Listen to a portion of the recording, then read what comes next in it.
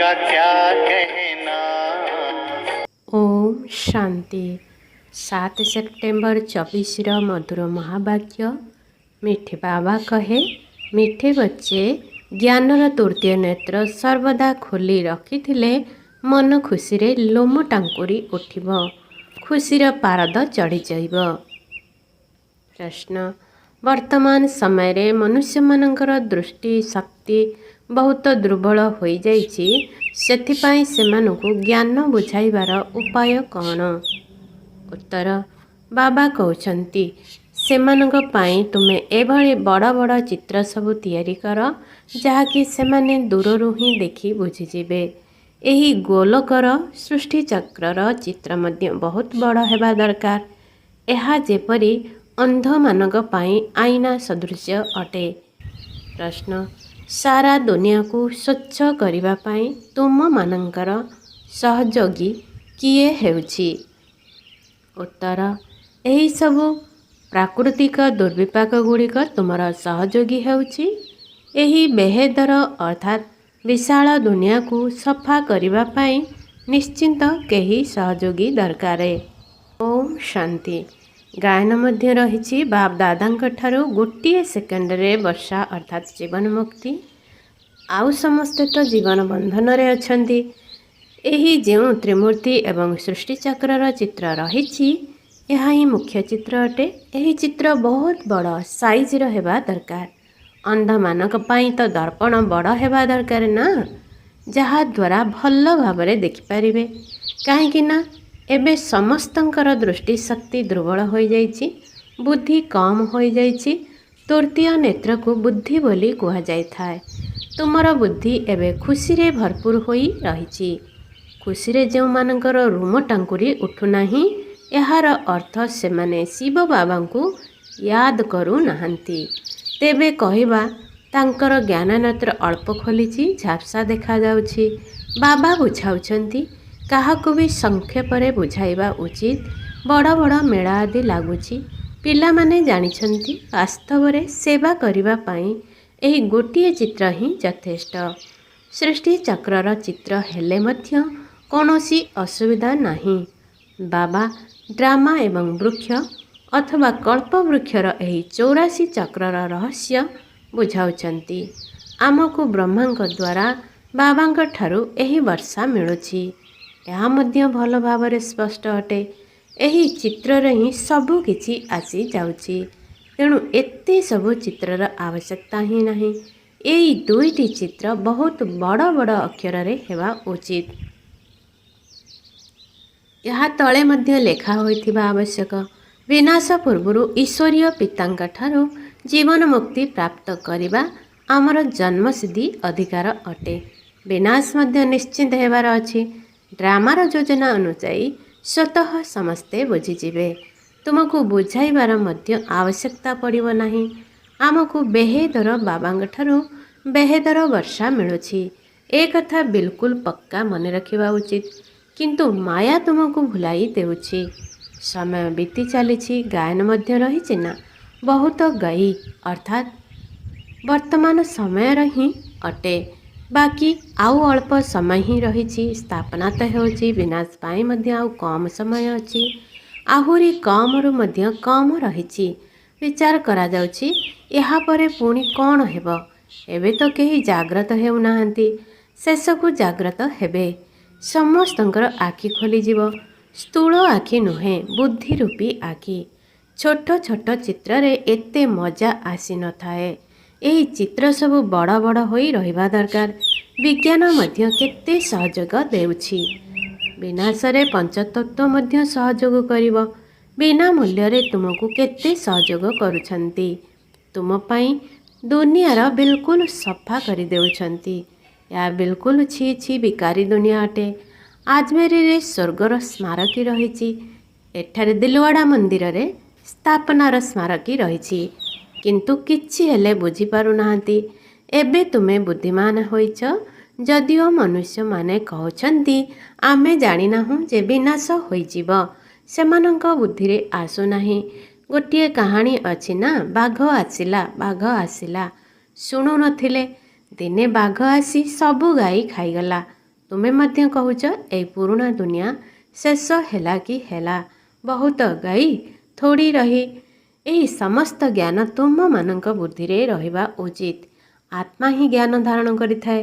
ବାବାଙ୍କର ଆତ୍ମାରେ ମଧ୍ୟ ଜ୍ଞାନ ଅଛି। ସିଏ ଯେବେ ଶରୀରର ଆଧାର ନେଇଥାନ୍ତି ସେତେବେଳେ ଜ୍ଞାନ ଦେଇଥାନ୍ତି। ନିଶ୍ଚିନ୍ତ ତାଙ୍କ ପାଖରେ ଜ୍ଞାନ ଅଛି। ସେଥିପାଇଁ ତ ତାଙ୍କୁ ଜ୍ଞାନର ସାଗର ଈଶ୍ୱର ପିତା ବୋଲି କୁହାଯାଉଛି। ସିଏ ସାରା ସୃଷ୍ଟିର ଆଦି ମଧ୍ୟ ଅନ୍ତକୁ ଜାଣିଛନ୍ତି। ତୁମେ ନିଜକୁ ତ ଜାଣିଛ ନା, ଏହି ସୃଷ୍ଟିଚକ୍ର କିପରି ଘୁରୁଛି ତାର ମଧ୍ୟ ଜ୍ଞାନ ଅଛି।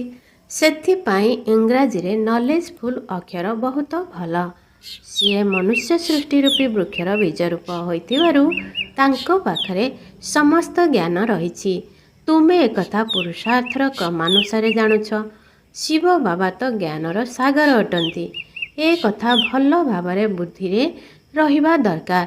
ଏପରି ନୁହେଁ ଯେ ସମସ୍ତଙ୍କ ବୁଦ୍ଧିରେ ଏକାଭଳି ଧାରଣା ହେବ। ଯଦିଓ ଏକଥା ଲେଖୁଛନ୍ତି କିନ୍ତୁ କିଛି ବି ଧାରଣା ହେଉନାହିଁ। କେବଳ ନାମକୁ ମାତ୍ର ଲେଖୁଛନ୍ତି କିନ୍ତୁ କାହାକୁ କହିପାରିବେ ନାହିଁ। କେବଳ କାଗଜକୁ କହୁଛନ୍ତି। କାଗଜ ନେଇ କ'ଣ କରିବେ? କାଗଜ ଦ୍ୱାରା ତ କେହି କିଛି ବୁଝିପାରିବେ ନାହିଁ। ଏହି ଚିତ୍ର ଦ୍ୱାରା ବହୁତ ଭଲ ଭାବରେ ବୁଝିପାରିବେ। ଏହା ସବୁଠାରୁ ଶ୍ରେଷ୍ଠ ଜ୍ଞାନ ହୋଇଥିବାରୁ ଅକ୍ଷର ଗୁଡ଼ିକ ମଧ୍ୟ ବଡ଼ ବଡ଼ ହେବା ଦରକାର। ବଡ଼ ବଡ଼ ଚିତ୍ର ଦେଖି ମନୁଷ୍ୟମାନେ ଭାବିବେ ଏଥିରେ ନିଶ୍ଚିନ୍ତ କିଛି ସାରାଂଶ ଅଛି। ସ୍ଥାପନା ଏବଂ ବିନାଶ ମଧ୍ୟ ଲେଖାଯାଇଛି। ରାଜଧାନୀର ସ୍ଥାପନା, ଏହା ହେଉଛି ଈଶ୍ୱର ପିତାଙ୍କର ଜନ୍ମସିଦ୍ଧି ଅଧିକାର। ଜୀବନ ମୁକ୍ତି ପ୍ରତ୍ୟେକ ସନ୍ତାନଙ୍କର ଅଧିକାର ଅଟେ। ତେଣୁ ପିଲାମାନଙ୍କ ବୁଦ୍ଧିରେ ରହିବା ଦରକାର ଯେ ସମସ୍ତେ ଜୀବନ ବନ୍ଧନରେ ଅଛନ୍ତି। ଏମାନଙ୍କୁ ଜୀବନ ବନ୍ଧନରୁ ଜୀବନ ମୁକ୍ତିକୁ କିପରି ନେଇଯାଇ ପାରିବୁ? ପ୍ରଥମେ ଆମେ ଶାନ୍ତିଧାମକୁ ଯିବୁ, ତାପରେ ସୁଖଧାମକୁ। ସୁଖଧାମକୁ ଜୀବନ ମୁକ୍ତି ବୋଲି କହିବା। ତେଣୁ ଏହି ଚିତ୍ର ସବୁ ସ୍ୱତନ୍ତ୍ର ଭାବରେ ବଡ଼ ବଡ଼ ତିଆରି ହେବା ଦରକାର। ଏହା ମୁଖ୍ୟ ଚିତ୍ର ଅଟେ ନା। ଯଦି ବହୁତ ବଡ଼ ବଡ଼ ଅକ୍ଷର ହେବ ତେବେ ମନୁଷ୍ୟମାନେ କହିବେ ବିକେ ଏତେ ବଡ଼ ଚିତ୍ର ତିଆରି କରିଛନ୍ତି, ତେଣୁ ନିଶ୍ଚିନ୍ତ ଭାବରେ ଏଥିରେ କିଛି ଜ୍ଞାନ ରହିଛି। ତେବେ ଯେଉଁଠାରେ ତୁମର ବଡ଼ ବଡ଼ ଚିତ୍ର ଲାଗିଥିବ ସେଠାରେ ପଚାରିବେ ଏହା କ'ଣ? ତେବେ କୁହ ଏତେ ବଡ଼ ବଡ଼ ଚିତ୍ର ତୁମମାନଙ୍କୁ ବୁଝାଇବା ପାଇଁ ତିଆରି କରିଛୁ। ଏଥିରେ ସ୍ପଷ୍ଟ ଭାବରେ ଲେଖାଯାଇଛି ସେହିମାନଙ୍କର ହିଁ ଅବିନାଶୀ ବର୍ଷା ଥିଲା। ଏହି କାଲିର କଥା ଅଟେ। ଆଜି ସିଏ ନାହାନ୍ତି। କାହିଁକି ନା 84 ଜନ୍ମ ପୁନର୍ଜନ୍ମ ନେଇ ନେଇ ତଳକୁ ଆସିଛନ୍ତି। ସତ୍ୟ ପ୍ରଧାନରୁ ତମ ପ୍ରଧାନ୍ତ ହେବାକୁ ପଡ଼ିବ। ଏହା ଜ୍ଞାନ ଏବଂ ଭକ୍ତି, ପୂଜ୍ୟ ଏବଂ ପୂଜାରୀର ଖେଳ ଅଟେ ନା। ଅଧା ଅଧାରେ ବିଲକୁଲ ପୁରା ଖେଳ ହେବାର ଅଛି। ତେବେ ଏହିଭଳି ବଡ଼ ବଡ଼ ଚିତ୍ର ତିଆରି କରିବା ପାଇଁ ସାହସ ଦରକାର। ସେବାର ସଉକ ମଧ୍ୟ ରହିବା ଦରକାର। ଦିଲ୍ଲୀର କୋଣେ ଅନୁକୋଣେ ସେବା କରିବା ଉଚିତ। ମେଳା ମହୋତ୍ସବକୁ ତ ବହୁତ ଲୋକ ଯାଇଥାନ୍ତି। ସେଠାରେ ତୁମର ଏହି ଚିତ୍ର ହିଁ କାମରେ ଆସିବ। ତ୍ରିମୂର୍ତ୍ତି ସୃଷ୍ଟିଚକ୍ର, ଏହା ହେଉଛି ମୁଖ୍ୟ। ଏହା ବହୁତ ଭଲ ଜିନିଷ ଅଟେ। ଅନ୍ଧ ଆଗରେ ଯେପରି ଦର୍ପଣ। ଅନ୍ଧମାନଙ୍କୁ ପାଠ ପଢ଼ା ଯାଇଥାଏ, ଆତ୍ମା ହିଁ ପଢ଼ିଥାଏ ନା। କିନ୍ତୁ ଆତ୍ମାର କର୍ମେନ୍ଦ୍ରିୟ ଗୁଡ଼ିକ ଯେତେବେଳେ ଛୋଟ ହୋଇଥାଏ ତାକୁ ପଢ଼ାଇବା ପାଇଁ ଚିତ୍ର ଆଦି ଦେଖାଇବାକୁ ହୋଇଥାଏ। ପୁଣି ଟିକେ ବଡ଼ ହେଲେ ଦୁନିଆର ନକ୍ସା ଦେଖାଇଥାନ୍ତି। ପୁଣି ସେହି ସମସ୍ତ ନକ୍ସା ବୁଦ୍ଧିରେ ରହିଥାଏ। ଏବେ ତୁମ ବୁଦ୍ଧିରେ ସାରା ଡ୍ରାମାର ଚକ୍ର ରହିଛି। ଏତେ ସବୁ ଧର୍ମ ରହିଛି, କିପରି କ୍ରମାନୁସାରେ ଆସୁଛନ୍ତି ପୁଣି ଚାଲିଯିବେ। ସେଠାରେ ତ ଏକମାତ୍ର ଆଦି ସନାତନ ଦେବୀ ଦେବତା ଧର୍ମ ରହିବ, ଯାହାକୁ ସ୍ୱର୍ଗ ହେଭେନ୍ ବୋଲି କହୁଛନ୍ତି। ବାବାଙ୍କ ସହିତ ଆତ୍ମା ଯୋଗଯୁକ୍ତ ହେବା ଦ୍ୱାରା ପତିତରୁ ପାବନ ହୋଇଯିବ। ଭାରତର ପ୍ରାଚୀନ ଯୋଗ ପ୍ରସିଦ୍ଧ ଅଟେ। ଯୋଗ ଅର୍ଥାତ୍ ୟାଦ। ବାବା ମଧ୍ୟ କହୁଛନ୍ତି ମୋତେ ୟାଦ କର। ଏହା କହିବାକୁ ପଡ଼ୁଛି। ଲୌକିକ ପିତାଙ୍କୁ କହିବାକୁ ପଡ଼ିନଥାଏ କି ମୋତେ ମନେ ପକାଅ। ପିଲାମାନେ ସ୍ୱତଃ ବାବା ମାମା ବୋଲି କହିଥାନ୍ତି। ଇଏ ଲୌକିକ ମାତା ପିତା, ସିଏ ପାରଲୌକିକ। ଯାହାର ଗାୟନ ଅଛି ତୁମର କୃପାରୁ ଅସରନ୍ତି ସୁଖ ପାଉଛୁ। ଯେଉଁମାନେ ଦୁଃଖୀ ଅଟନ୍ତି ସେଇମାନେ ହିଁ ଗୀତ ଗାଉଛନ୍ତି। ମୁଖରେ ତ କହିବାର ଆବଶ୍ୟକତା ନାହିଁ, ଦୁଃଖରେ ଥିବାରୁ ସମସ୍ତେ ଡାକିଥାନ୍ତି। ଏବେ ତୁମେ ବୁଝିଗଲଣି, ଇଏ ଆମର ମାତା ପିତା ଅଟନ୍ତି। ବାବା କହୁଛନ୍ତି ନା, ଦିନକୁ ଦିନ ମୁଁ ତୁମକୁ ଗୁହ୍ୟ କଥା ଶୁଣାଉଛି। ଆଗରୁ କ'ଣ ତୁମେ ଜାଣିଥିଲ କି ମାତା ପିତା କାହାକୁ କୁହାଯାଉଛି? ଏବେ ତୁମେ ଜାଣୁଛ, ତାଙ୍କୁ ହିଁ ପିତା ବୋଲି କୁହାଯାଉଛି। ବ୍ରହ୍ମାଙ୍କ ମାଧ୍ୟମରେ ପିତାଙ୍କ ଠାରୁ ବର୍ଷା ମିଳୁଛି। ତେବେ ମାତା ମଧ୍ୟ ଦରକାର ନା, କାହିଁକି ନା ପିଲାମାନଙ୍କୁ ପୋଷ୍ୟ କରିବାକୁ ହେବ। ଏହି କଥା କାହାରି ବି ଧ୍ୟାନରେ ଆସିବ ନାହିଁ। ତେବେ ବାବା ବାରମ୍ବାର କହୁଛନ୍ତି, ମିଠା ମିଠା ପିଲାମାନେ ବାବାଙ୍କୁ ୟାଦ କରୁଥାଅ। ତୁମକୁ ଲକ୍ଷ୍ୟ ମିଳିଯାଇଛି, ତେଣୁ ତୁମେ ଯେଉଁଆଡ଼େ ବି ଯାଅ, ବିଦେଶକୁ ବି ଯାଅ, 7 ଦିନ କୋର୍ସ କରିଛ, ତାହିଁ ବହୁତ ଅଟେ। ବାବାଙ୍କ ଠାରୁ ତ ବର୍ଷା ନେବାର ଅଛି। ୟାଦ କରିବା ଦ୍ୱାରା ହିଁ ଆତ୍ମା ପବିତ୍ର ହେବ, ସ୍ୱର୍ଗର ମାଲିକ ହୋଇଯିବ। ଏହି ଲକ୍ଷ୍ୟ ତୁମ ବୁଦ୍ଧିରେ ଅଛି, ତେଣୁ ତୁମେ କୁଆଡ଼େ ବି ଯାଇପାରିବ। ଗୀତାର ସମସ୍ତ ଜ୍ଞାନ ଏହି ବ୍ୟାଚରେ ସମାହିତ ରହିଛି। କାହାକୁ ପଚାରିବାର ଆବଶ୍ୟକତା ନାହିଁ ଯେ କ'ଣ କରିବାକୁ ହେବ। ଯଦି ବାବାଙ୍କ ଠାରୁ ବର୍ଷା ନେବାର ଅଛି, ତେବେ ନିଶ୍ଚିନ୍ତ ତାଙ୍କୁ ୟାଦ କରିବାକୁ ହେବ। ତୁମେ ଅନେକ ଥର ଏହି ବର୍ଷା ବାବାଙ୍କ ଠାରୁ ନେଇଛ। ଡ୍ରାମାର ଚକ୍ର ପୁନରାବୃତ୍ତି ହୋଇ ଚାଲିଛି ନା। ଅନେକ ଥର ତୁମେ ଶିକ୍ଷକଙ୍କ ପାଖରେ ପାଠ ପଢ଼ି କିଛି ନା କିଛି ପଦ ପ୍ରାପ୍ତ କରିଛ। ପାଠ ପଢ଼ା ସମୟରେ ବୁଦ୍ଧି ଯୋଗ ଶିକ୍ଷକଙ୍କ ସହିତ ରହିଥାଏ ନା। ପରୀକ୍ଷା ଛୋଟ ହେଉ ବା ବଡ଼, ଆତ୍ମା ତ ପଢ଼ିଥାଏ ନା। ଏହି ବ୍ରହ୍ମାଙ୍କର ଆତ୍ମା ମଧ୍ୟ ପଢ଼ୁଛି।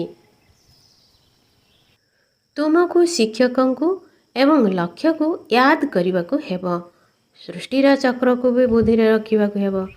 ବାବା ଏବଂ ବର୍ଷାକୁ ୟାଦ କରିବାକୁ ହେବ। ଦୈବୀ ଗୁଣ ମଧ୍ୟ ଧାରଣ କରିବାକୁ ହେବ। ଯେତେ ଧାରଣ କରିବେ ସେତେ ଉଚ୍ଚ ପଦ ପାଇବେ। ଯଦି ଭଲ ଭାବରେ ୟାଦ କରୁଥିବେ, ତେବେ ଏଠାକୁ ଆସିବା ମଧ୍ୟ କ'ଣ ଦରକାର, ତଥାପି ବି ଆସୁଛନ୍ତି। ଭାବୁଛନ୍ତି ଏଇଭଳି ଉଚ୍ଚ ବାବା ଯାହାଙ୍କ ଠାରୁ ଏତେ ବେହେଦର ବର୍ଷା ମିଳୁଛି, ତାଙ୍କ ସହିତ ମିଶିକରି ଆସିବୁ। ମନ୍ମନା ଭବର ମନ୍ତ୍ର ନେଇ ସମସ୍ତେ ଆସୁଛନ୍ତି। ତୁମକୁ ତ ବହୁତ ଶ୍ରେଷ୍ଠ ମନ୍ତ୍ର ମିଳିଛି। ସାରା ଜ୍ଞାନ ତ ଭଲ ଭାବରେ ବୁଦ୍ଧିରେ ରହିଛି।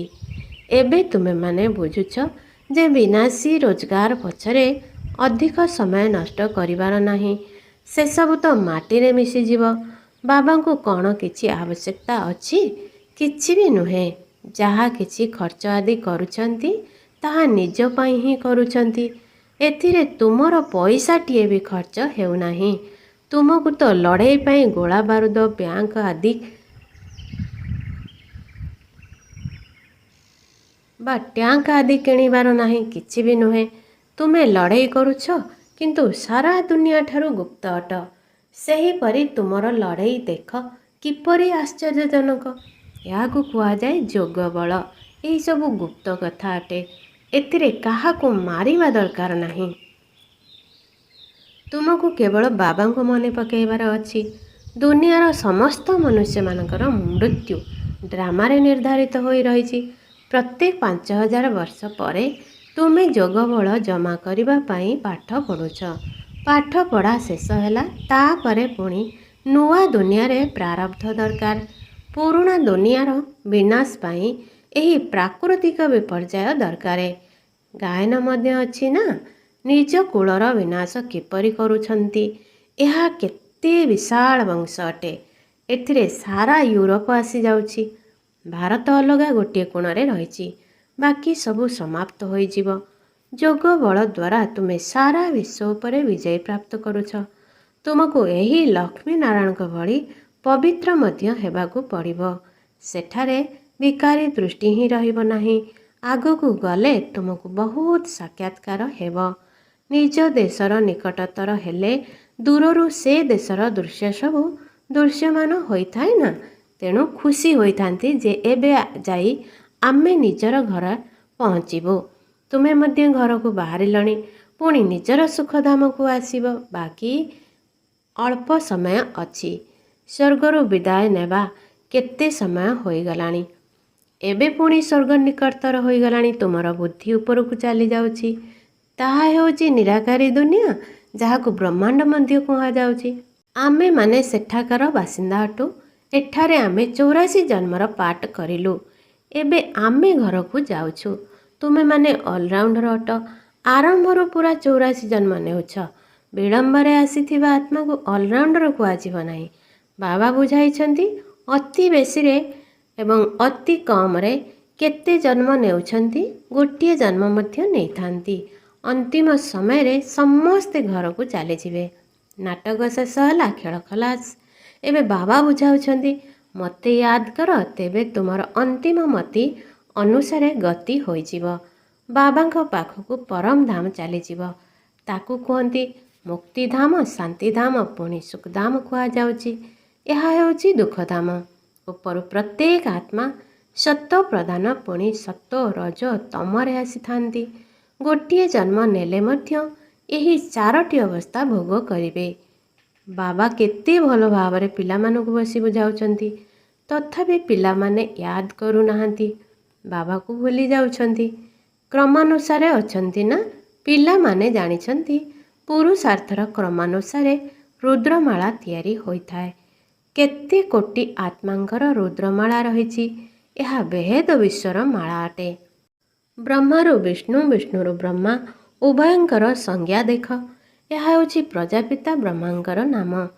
ଅଧା କଳ୍ପ ପରେ ପୁଣି ରାବଣ ଆସୁଛି। ଦୈବୀ ଦୁନିଆ, ପୁଣି ଇସଲାମୀ। ଆଦମ ବିବିକୁ ମଧ୍ୟ ମନେ ପକାଉଛନ୍ତି। ସ୍ୱର୍ଗକୁ ବି ମନେ ପକାଉଛନ୍ତି। ଭାରତ ପାରାଡାଇଜ ସ୍ୱର୍ଗ ଥିଲା। ପିଲାମାନେ ବହୁତ ଖୁସି ହେବା ଉଚିତ। ବେହେଦର ବାବା, ଯିଏକି ସର୍ବୋଚ୍ଚ ଭଗବାନ ଅଟନ୍ତି, ସେ ଉଚ୍ଚରୁ ଉଚ୍ଚ ପାଠ ପଢ଼ାଉଛନ୍ତି। ତେଣୁ ଆମକୁ ଉଚ୍ଚରୁ ଉଚ୍ଚ ପଦ ମିଳୁଛି। ସବୁଠାରୁ ସର୍ବୋଚ୍ଚ ଶିକ୍ଷକ ହେଲେ ବାବା। ସିଏ ଶିକ୍ଷକ ବି ଅଟନ୍ତି, ପୁଣି ସାଥିରେ ନେଇ ଯାଉଥିବାରୁ ସଦ୍ଗୁରୁ ମଧ୍ୟ ଅଟନ୍ତି। ଏଇଭଳି ବାବା କାହିଁକି ମନେ ନ ରହିବେ? ତୁମର ଖୁସିର ନିଶା ଚଢ଼ି ରହିବା ଉଚିତ, କିନ୍ତୁ ଏହା ଯୁଦ୍ଧଭୂମି ହୋଇଥିବାରୁ ମାୟା ଖୁସିରେ ରହିବାକୁ ଦେଉନାହିଁ। ବାରମ୍ବାର ସ୍ଥିତିରୁ ବିଚ୍ୟୁତ କରିଦେଉଛି। ବାବା ତ କହୁଛନ୍ତି, ପିଲାମାନେ ୟାଦ କରିବା ଦ୍ୱାରା ହିଁ ତୁମେ ମାୟାଜିତ ହେବ। ଆଚ୍ଛା, ମିଠେ ମିଠେ ଶିଖିଲଧେ ସନ୍ତାନମାନଙ୍କ ପ୍ରତି ମାତା ପିତା ବାପଦାଦାଙ୍କର ମଧୁର ସ୍ନେହ ସମ୍ପନ୍ନ ଶୁଭେଚ୍ଛା ଏବଂ ସୁପ୍ରଭାତ। ଆତ୍ମିକ ପିତାଙ୍କର ଆତ୍ମିକ ସନ୍ତାନମାନଙ୍କୁ ନମସ୍ତେ। ଆତ୍ମିକ ସନ୍ତାନମାନଙ୍କର ଆତ୍ମିକ ମାତା ପିତାଙ୍କୁ ନମସ୍ତେ, ନମସ୍ତେ, ନମସ୍ତେ। ଧାରଣା ପାଇଁ ମୁଖ୍ୟ ସାର 1. ବାବା ଯାହା ସବୁ ଶିଖାଉଛନ୍ତି ସେଗୁଡ଼ିକୁ କାର୍ଯ୍ୟକାରୀ କରିବାକୁ ହେବ। କେବଳ କାଗଜରେ ଲେଖିକରି ରଖିବାର ନାହିଁ। ବିନାଶ ପୂର୍ବରୁ ଜୀବନ ବନ୍ଧନରୁ ଜୀବନ ମୁକ୍ତ ପଦ ପ୍ରାପ୍ତ କରିବାକୁ ହେବ। 2. ନିଜର ବିନାଶୀ ରୋଜଗାର ପଛରେ ଅଧିକ ସମୟ ନଷ୍ଟ କରିବାର ନାହିଁ। କାହିଁକି ନା ଏସବୁ ତ ମାଟିରେ ମିଶିବାକୁ ଯାଉଛି। ସେଇଥିପାଇଁ ବେହେଦର ପିତାଙ୍କଠାରୁ ବେହେଦର ସମ୍ପତ୍ତି ନେବାକୁ ହେବ ଏବଂ ଦୈବୀ ଗୁଣ ମଧ୍ୟ ଧାରଣ କରିବାକୁ ହେବ। ବରଦାନ, ନିଜର ଯୋଗ ବଳ ଦ୍ୱାରା ମାୟାର ଶକ୍ତି ଉପରେ ବିଜୟ ପ୍ରାପ୍ତ କରୁଥିବା ସଦା ବିଜୟୀ ଭବ। ଜ୍ଞାନ ବଳ ଏବଂ ଯୋଗ ବଳ ସବୁଠାରୁ ଶ୍ରେଷ୍ଠ ବଳ ଅଟେ। ଯେପରି ବିଜ୍ଞାନର ବଳ ଅନ୍ଧକାର ଉପରେ ବିଜୟ ପ୍ରାପ୍ତ କରି ଆଲୋକ ସୃଷ୍ଟି କରିଦେଉଛି, ସେହିପରି ଯୋଗ ବଳ ସଦାକାଳ ପାଇଁ ମାୟା ଉପରେ ବିଜୟ ପ୍ରାପ୍ତ କରାଇ ତୁମକୁ ବିଜୟୀ କରି ଦେଉଛି। ଏବଂ ଯୋଗ ବଳ ଏତେ ଶ୍ରେଷ୍ଠ ବଳ ଯାହାକି ମାୟାର ଶକ୍ତି ତା ତୁଳନାରେ କିଛି ବି ନୁହେଁ। ଯୋଗ ବଳରେ ସମ୍ପନ୍ନ ଆତ୍ମାମାନେ ସ୍ୱପ୍ନରେ ମଧ୍ୟ ମାୟାଠାରୁ ପରାସ୍ତ ହୋଇପାରିବେ ନାହିଁ। ସ୍ୱପ୍ନରେ ମଧ୍ୟ ସେମାନଙ୍କ ଭିତରେ କୌଣସି ଦୁର୍ବଳତା ଆସିପାରିବ ନାହିଁ। ଏହିଭଳି ବିଜୟର ତିଳକ ତୁମମାନଙ୍କର ମସ୍ତକରେ ଲାଗି ରହିଛି। ସ୍ଲୋଗାନ, ଯଦି ପ୍ରଥମ ନମ୍ବରର ସ୍ଥାନ ଗ୍ରହଣ କରିବାକୁ ଚାହୁଁଛ, ତେବେ ବ୍ୟର୍ଥକୁ ସମର୍ଥରେ ପରିଣତ କରିଦିଅ। ଓମ୍ ଶାନ୍ତି। हमने प्यार वो पाया जो दुनिया पा नहीं सकती। ଆଜି ମୋର હેલો ભક્તિન સમાન હું લાઈટ હાઉસ અટે મોતી પ્રભુ સાથે આત્મા અટે હું બ્રાહ્મણ આત્મા અટે